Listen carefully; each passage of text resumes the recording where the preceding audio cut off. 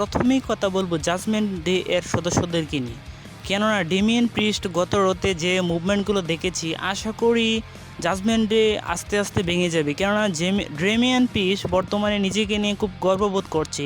Z McDonagh and dirty ডমকে সে গত রাতে 2-3 বার বলতে শোনা গেছে যে তাকে কারো প্রয়োজন নেই, ডেমিয়ান প্রিস্টকে সবার প্রয়োজন। রে রিপ্লি চলে যাওয়ার পরেই এই ভাঙনটা হয়তো শুরু হয়ে যাবে জাজমেন্টের। আশা করি কয়েক রোয়ার পরেই আমরা জাজমেন্টের ব্রেকআপ দেখতে পেতে পারি। তারপরও বলবো শেইমেসকে নিয়ে।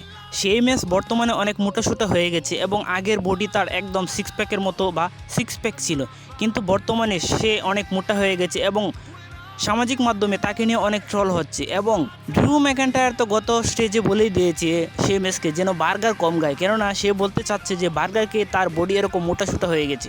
এবং কিছুদিন আগে বা কয়েক মাস আগে জিন্ডার মহল এবং তার 2 সহপাঠী ডব্লিউডব্লিউতে ব্যাক করেছিল, কিন্তু বর্তমানে সেই 3জনকে ডব্লিউডব্লিউ থেকে রিলিজ করে দেওয়া হয়েছে।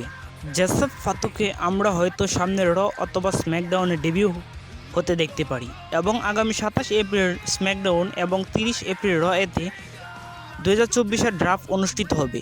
দেখি কোন পেয়াগুরু কোথায় চলে যায়, কেউ থাকবে রতে, কেউ থাকবে স্ম্যাকডাউনে।